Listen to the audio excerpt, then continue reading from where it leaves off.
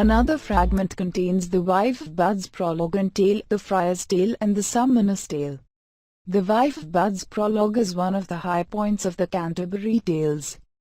The character creates herself as she talks, strong-willed, opinionated, highly sexed, frank, humorous, and masterful.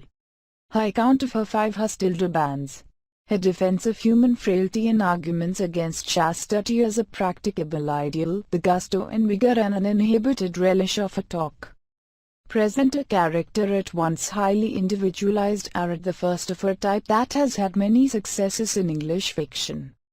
In spite of her appeal to experience rather than authority, she can quote authorities with the best.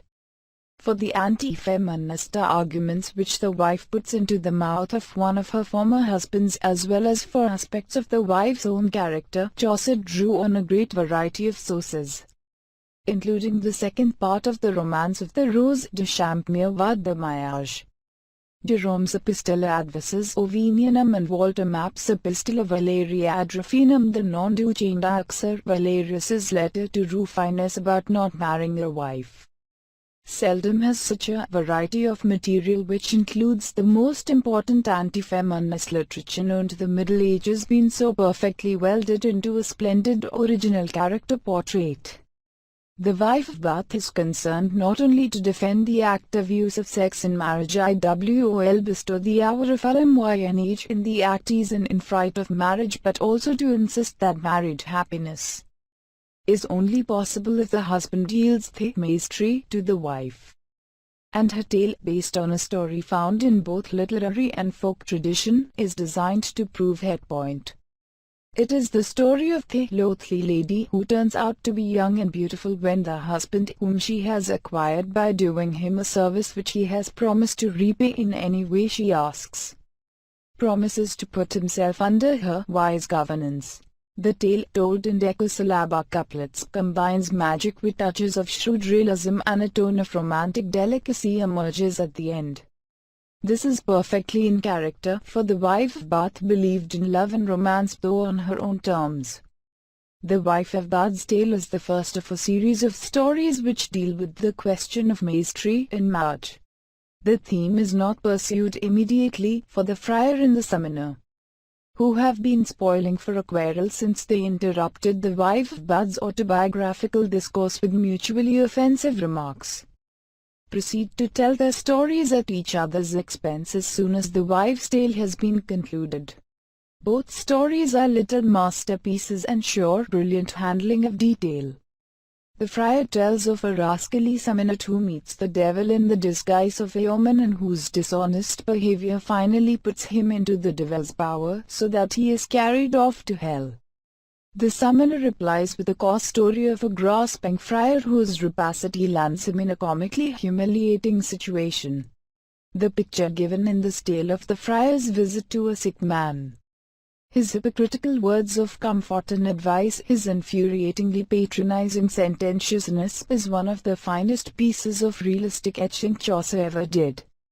The dramatic exchanges between the friar and the summoner before and between the tales provide a setting and a human interest that make the whole episode a work of art in itself.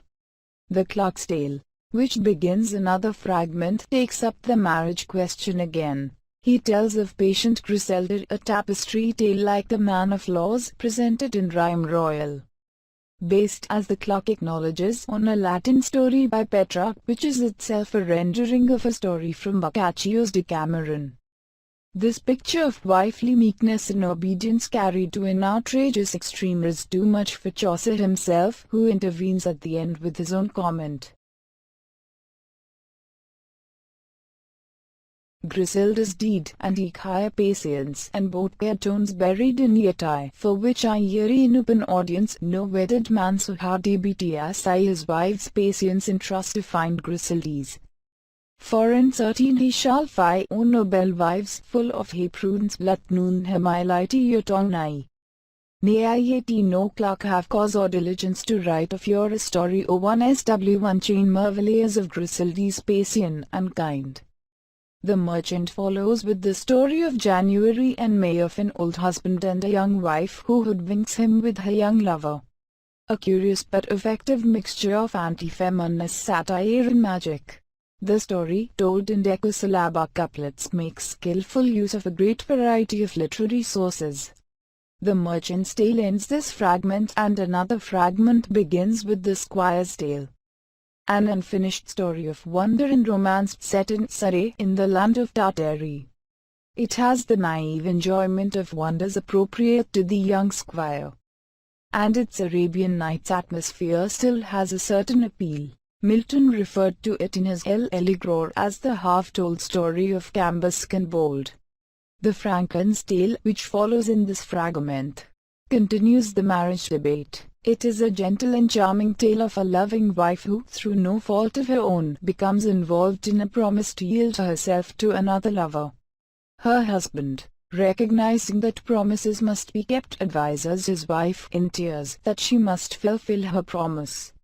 The young man, when the lady presents herself to him and tells him in bitter grief that she is prepared to go through with it, releases her from her promise, and he in turn, who is indebted to a learned man for the means of having the lady put in his power, is released from payment of the large sum which he was to be charged for the service. Courtesy and franchise prevail, and Maestry gives way to gentilesse. This is the final answer to the problem of who is to have the Maestry in marriage. Love wol not being constrained by Maestry, van Maestry cometh, the god of love and on beateth his wings and farewell, he is gone. The husband, the lover, and the clerk in the end all vie with each other in courteous and free behavior, and the Franklin concludes by asking his audience which was the most afraid. As Thungatho, another fragment begins with the Physician's Tale, the doleful story of Appius in Virginia, in which the daughter is killed by her father rather than be yielded to the lust of a corrupt judge. It is probably an earlier story of Chaucer and does not read like his mature work. The host is upset by the story and thinking he knows his man turns to the pardoner for a merry tale. Thou be me, thou pardoner, he sighed, te. Some mirth or jips right anon. The pardoner demands a drink first and then somewhat the worse for liquor, for he has had more than one drink of cordial that day. He begins. What he says constitutes perhaps the most brilliant single passage in all of Chaucer's work. Somewhat affronted by the host's assumption that he is capable only of a merry tale, he begins by telling his audience of his skill and virtuosity as a pardoner. But he is so anxious to display his cleverness, and his natural caution has been dissipated by drink, that he reveals himself as an unscrupulous trickster who uses false relics in every kind of dishonest cunning to wring money out of even the poorest people. He tells how he preaches, how he blackmails the congregation into giving him money, how he impresses, bullies, frightens, and overwhelms his hearers. It is a picture of extraordinary virtuosity, whose motive is wholly evil. Having thus vindicated his cleverness at the expense of his character, he proceeds to his story, which is not a merry tale but another example of his professional skill. An exemplum, a story with a moral to move and impress his hearers. His tale of the three writers who set out to find death and find him unknowingly in a heap of treasure for soul possession of which each treacherously kills the others, is perfectly done. Beginning with overt moralizing, which rises to an eloquent attack on drunkenness, he proceeds to paint a vivid picture of the riotous, blasphemous, and avaricious young men at the tavern. The story then moves with somber speed to its violent conclusion. It is a professional performance of the very highest quality. Having completed the story, the pardoner, idled by the momentum of his own eloquence or deceiving himself into believing that his eloquence and narrative skill have effaced the effect of his earlier self-revelation, offers to sell the company pardons. Paraventure tahar may fallen QON to down of his or and break his neck at wo. Lock which a surety is it to you while that I am in yo phage laveship I fall, that I may a soul tilde yo. Bade more in less van that the soul shall for the body passe. I read that or a roost here shall begin, for he is most enveloped in sin. Come forth, sire host, and utter first anon. And thou shalt kiss the relics every shone, yea, for a great unbakelen on thy pores. This invitation to kiss for a fee relics which he has already confessed a pig's bones naturally outrages the host, who replies with eloquent coarseness. The professional virtuosity of his tale clearly was not enough to pull the wool over the eyes of a tough-minded character like Harry Boley. The pardoner is enraged by his reply to his suggestion, and the knight has to intervene to restore order. Another fragment begins with the shipman's tale, an amusing fablio with the fork sauce. There is some evidence that it was originally intended for the wife but and was transferred to the shipman after Chaucer had decided to give the wife another story instead. It is another tale of the wife and her lover fooling the husband. The Prioress' tale, which follows, is a miracle of Our Lady, the story of little Saint Hugh of Lincoln murdered by cursed Daiches for singing a hymn to the Virgin as he walked through the Jews' quarter. It would of course be unrealistic and anachronistic to imagine that Chaucer or any of his contemporaries would have seen the fantastic and cruel libel perpetrated by such a story. There were no Jews in England in Chaucer's day, and they were known to Englishmen of the time solely in tildemus of anti-Semitic folklore. If we forget the implications, the story has a naive charm which reflects something of the character of its teller. It is told in rhyme royal and represents one of Chaucer's most assured handlings of this stanza. The host then turns to Chaucer himself and sided thus, "What man art thou?" quod he, "Thou lookest as thou wouldest find in hair, for a year upon the ground I see thee stare." "Cheer up," says the host to the timid and humble Chaucer of Elvis Contenance, tells us a tilder of more than that anon, whose tilde quod I debeth nat developed. For the tale certes can I noon, but for iro lem Lanjagoon, so the author of the Canterbury Tales. Representing himself as the least skilled of all the narrators, this kind of humor was characteristic of him. We remember his respectful monosyllables before the eagle in the House of Fame. Embarks on Sir Thopas, that brilliant parody of the metrical romance. In the steady plod of the meter, in the mechanical piling up of detail, in the long catalogues of objects in the language, situation and tone, Sir Thopas burlesques all the main characteristics of run-of-the-mill popular romance in English verse. We have quoted from it in Chapter 2, but 2 more stanzas, illustrating the cataloguer of the knight's physical attributes, will give some idea of the burlesque element. Sir Thopas waxed dirty swelled, but was his face as a pain, his lips red as rose.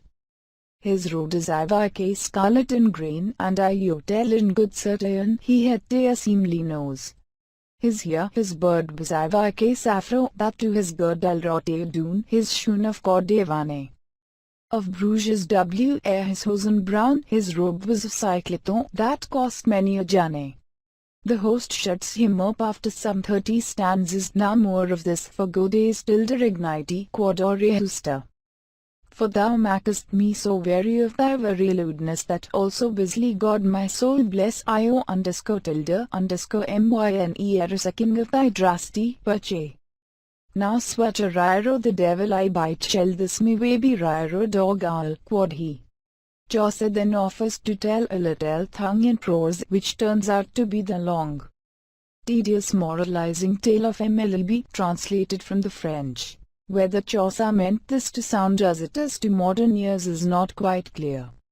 He may not have been aware of how lacking in artistry his prose was compared to his verse. At any rate, the host approved of the tale, and expressed the wish that his wife had the patience advocated and practiced by Meliboe's wife Prudence. The host then calls on the monk to tell a tale, assuming, as he had done with the pardoner, that this secular-minded cleric will tell something lively. He addresses the monk in a tone of cheerful agreement with his assumed opinion that clerical celibacy was a bad thing.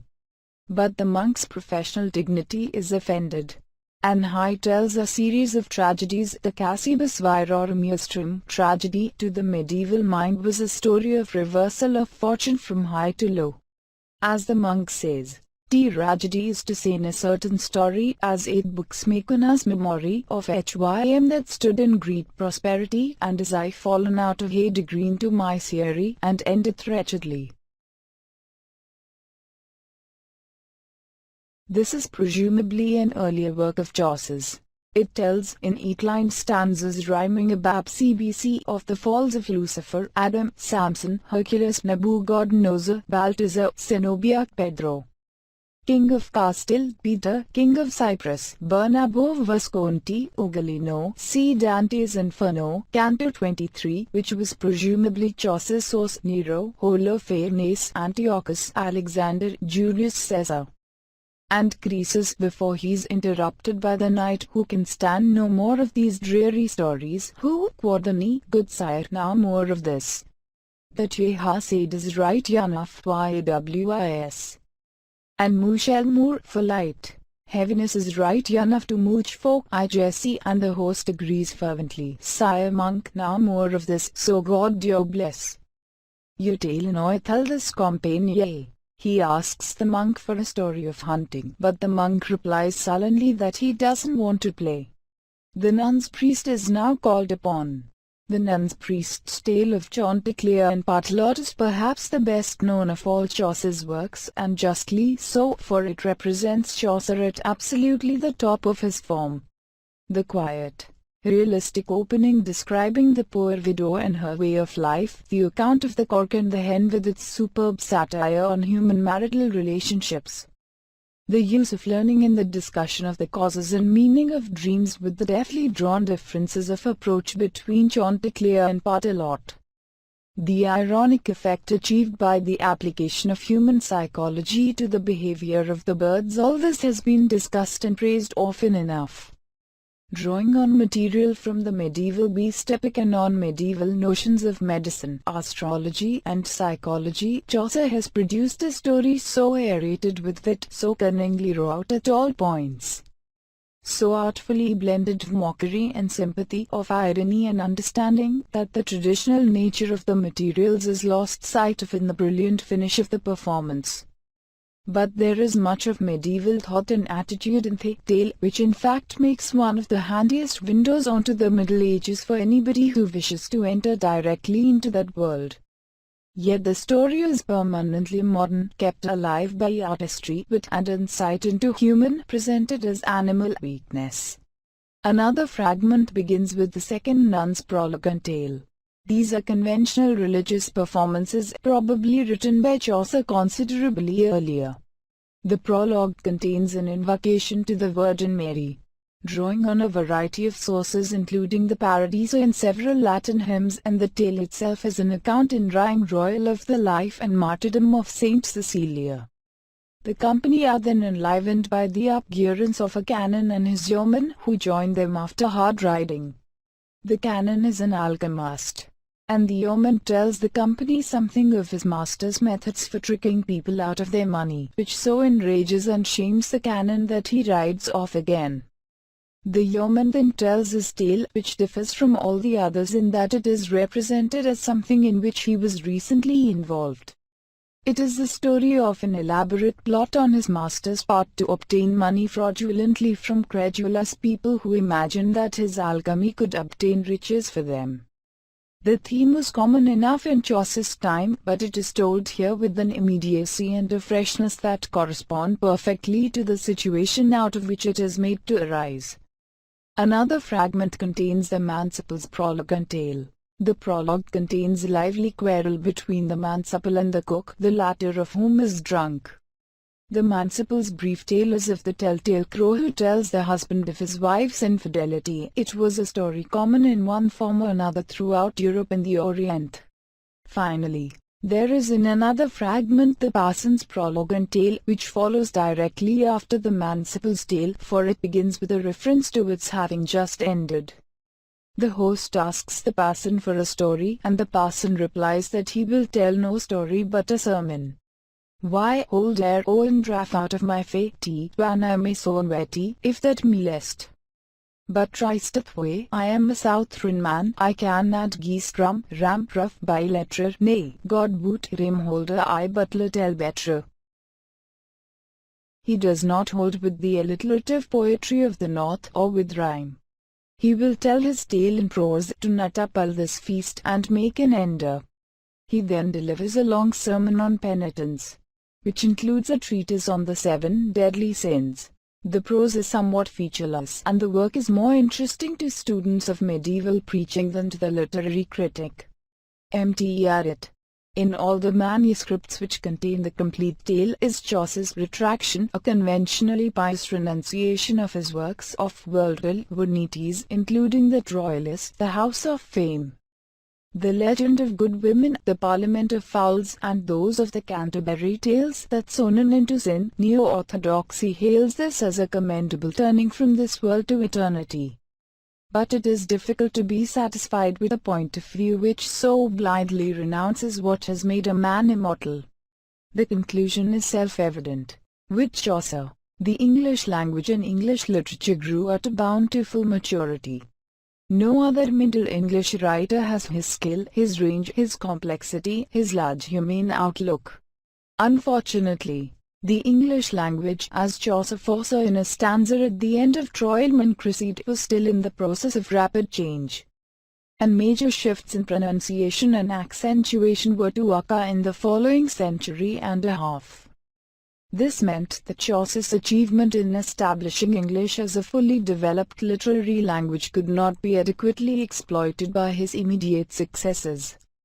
It was not long before readers were unable to skin him properly. This fact helps to emphasize Chaucer's loneliness.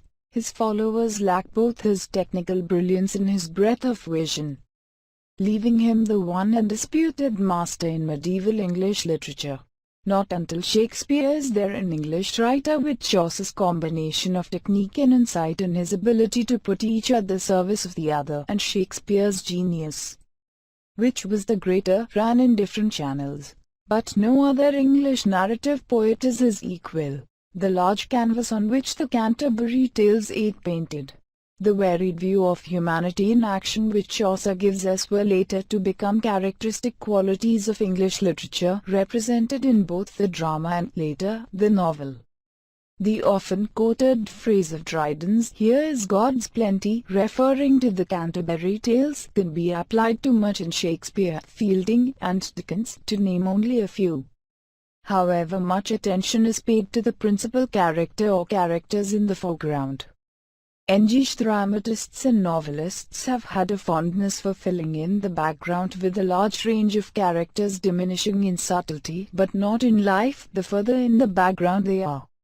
Men tend to be seen against the colorful pattern of a stratified society rather than only in intimate relation with the select few in contact with whom their destiny is determined.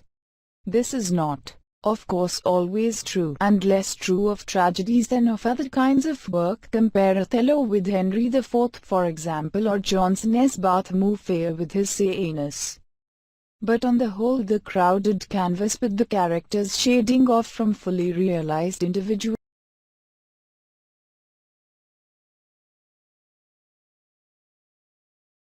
If Chaucer's work helped to make the East Midland dialect of Middle English into the English literary language, we are reminded by the work of his contemporary, John Gower, died 1408, who wrote in French and in Latin as well as in English, that the claims of the other two languages were still strong. French, however, was rapidly giving way to English, and it is significant that of his three major works, Speculum Meditantis or Mere Vade Homal, Wax Clear Mantis, the first is in French in its Anglo-Norman variety, and the last, written toward the end of his career with Chaucer's example before him, is in English. Gower's reputation has been eclipsed by Chaucer's, but he was popular in his own day and was still read by the Elizabethans.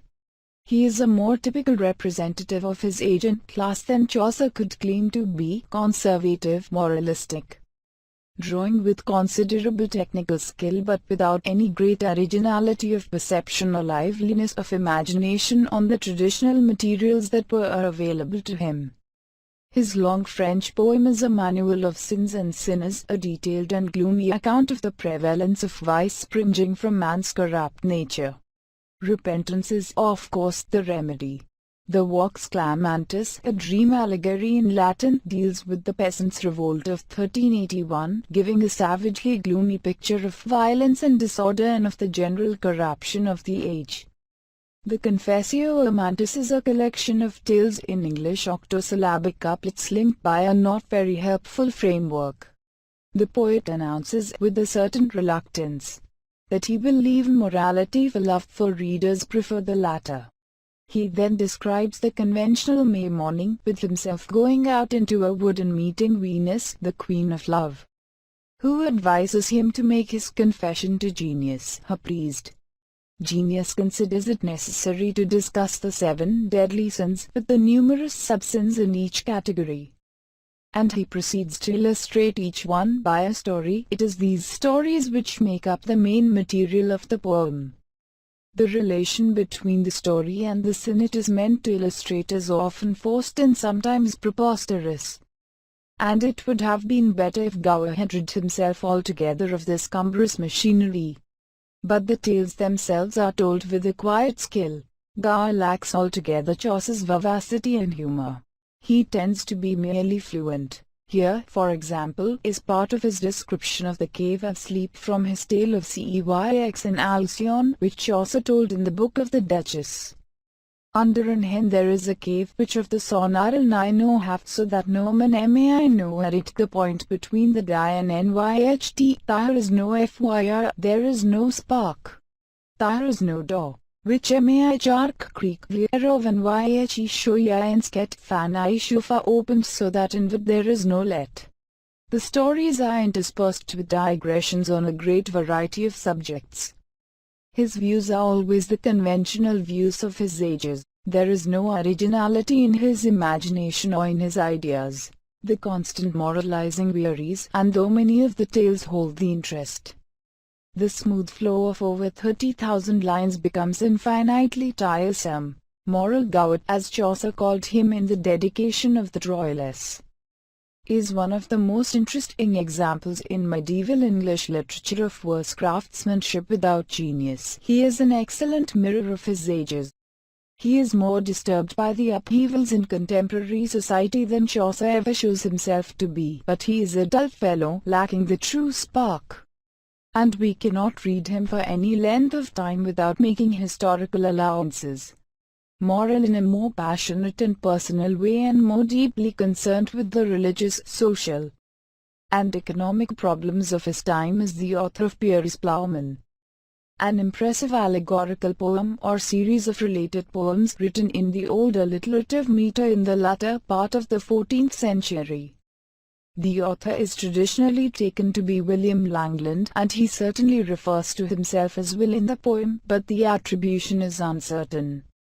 And in any case it is possible that the later 2 of the 3 main versions of the poem which exist represent revisions and alterations by one or more other writers. The prologue describes how the author fell asleep on a May morning on the Malvern Hills and saw in a dream a fair felder full of folk, with ploughmen, wasters, hermits, merchants, jesters, beggars, pilgrims, and friars, each going about his business. The list closes with a pardoner with his papal bulls offering to assail the people, and neglectful priests deserting their licks for an easy life in London.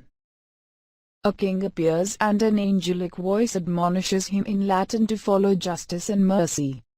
Then, with that dream logic where one scene suddenly transforms itself into another, we find a group of rats and mice deciding to put a bell on the cat so that they can have warning of his approach.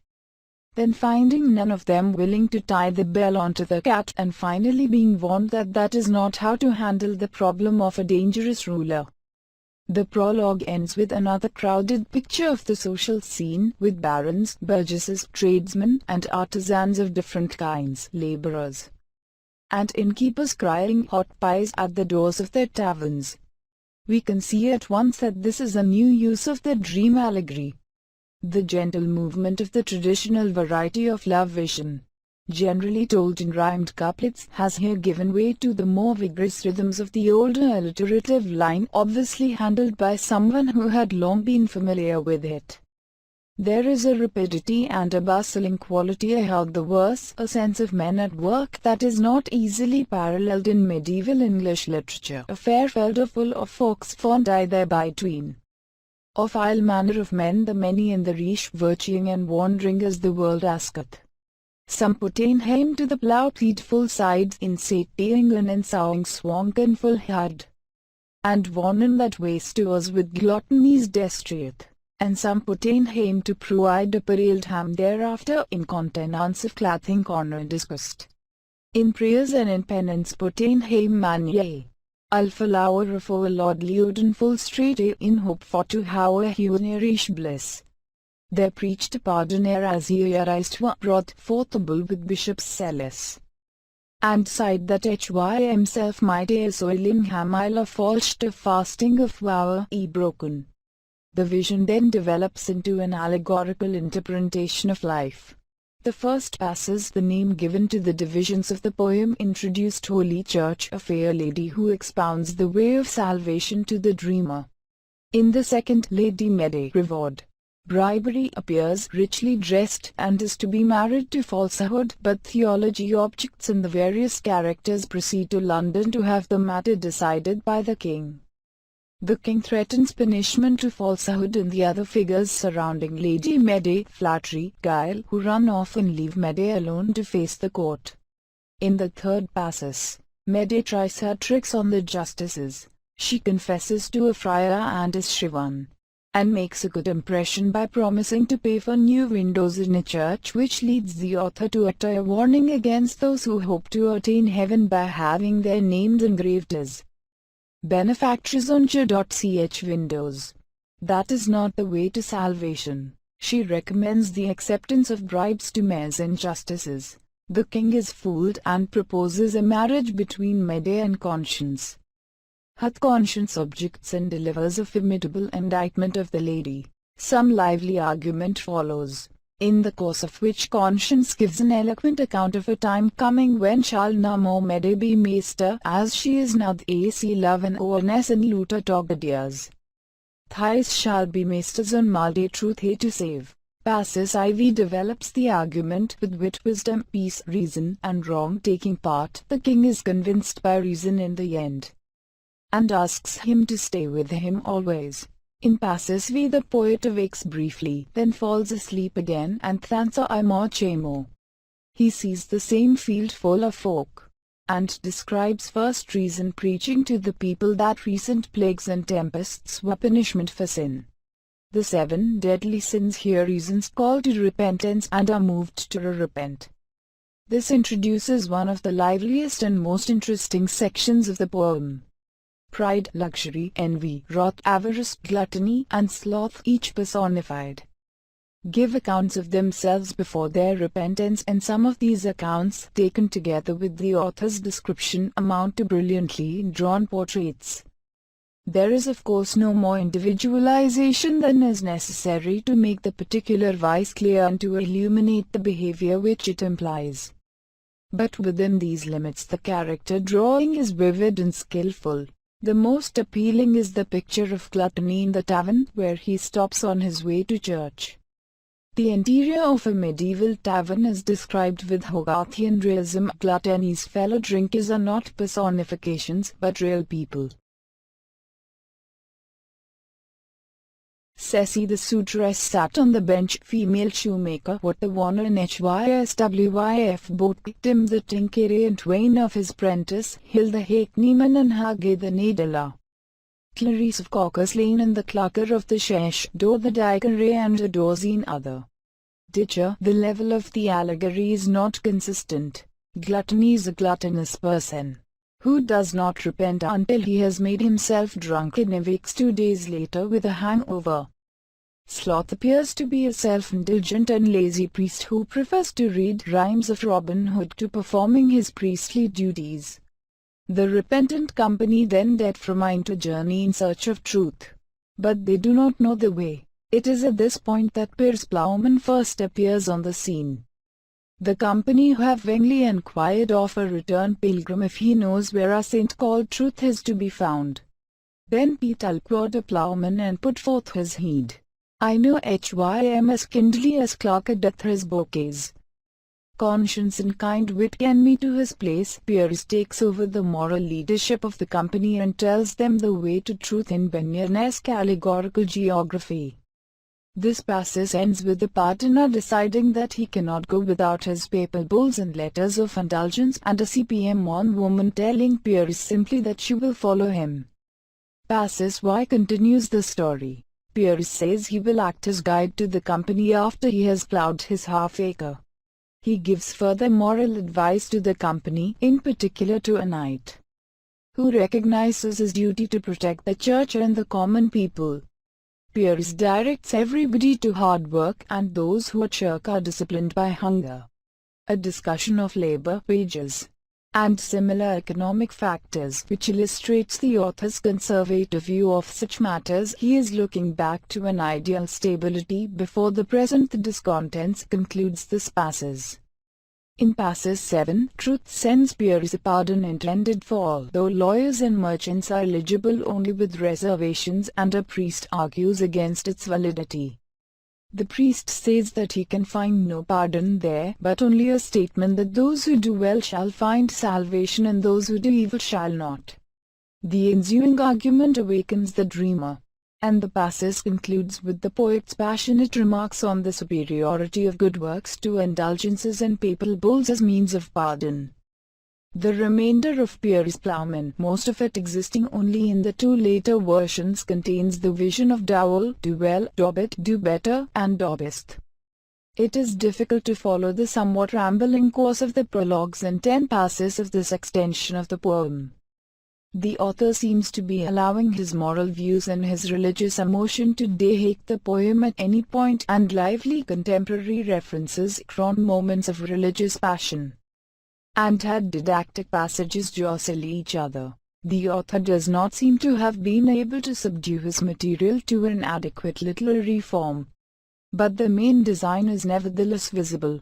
Underlying all the digressions, outbursty, symbolic incidents, moral indignation, prophecies, preaching, and visions is the notion of the quest, the search for the good life, for salvation, for truth, and for God. This search can be conducted on different levels and described from different points of view, and almost anything that men can do or think or feel or imagine is relevant to it.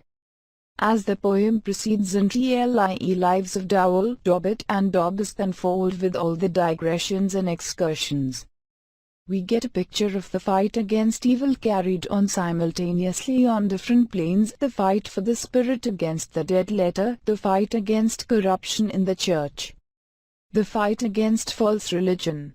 Faith, hope, and charity constitute the way. They follow from one another, culminating in charity, as Dobbit follows Dowell to culminate in Dobbist.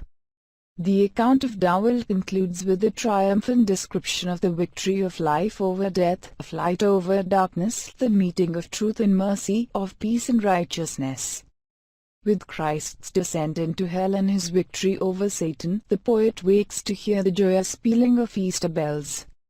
But in the ensuing account of Dobbist we see Antichrist taking control after Christ's departure, and a sad picture of corruption and decay on the earth succeeds. Piers Plowman now reappears as a symbol of Christ himself, of God quasi homo, and of God's grace vouchsafed to all men. With a picture of a hard-fought psychomachia, the vices pressing the virtues hard, and with conscience finally rousing himself to seek in pilgrimage for Piers Plowman in his new symbolic meaning, the dream concludes and the poet awakes in tears. Though it lacks artistic unity and the author shows only sporadic control over his material, Piers Plowman is a remarkable work with its alternation of bitter satire and tenderness, of vivid description of contemporary life and the stringing together of Latin tags, of social realism and religious vision. And the handling of the alliterative line is always easy and confident. There is none of Chaucer's relish of the human scene as a human scene, nor of his joy in his verbal artistry. Piers Plowman is the work of a religious idealist who is genuinely distressed by the social and moral condition of England, and who is endeavouring to create a large and cumulative vision of what is wrong and where we must look for improvement. If the two later versions represent the work of other writers, then it seems clear that the original author succeeded in creating a tradition, a vehicle for carrying both a satirical and a religious content, which was exploited by those similarly troubled. There is something of the popular imagination as well as of the individual vision in Piers Plowman. Even in its most visionary moments it is never private. The author is always thinking of the people. And in Piers himself he creates a symbol who eventually united the ideal of the common man with the ideal of God-made man. Like Chaucer, the author of Piers Plowman made use of traditional material, and they both draw on the facts of contemporary society, but what different pictures they present. The difference is one of attitudes, both personal and social, and it is a salutary check to hasty generalizations about the spirit of an age to consider that the same age produced Piers Plowman in the Canterbury Tales,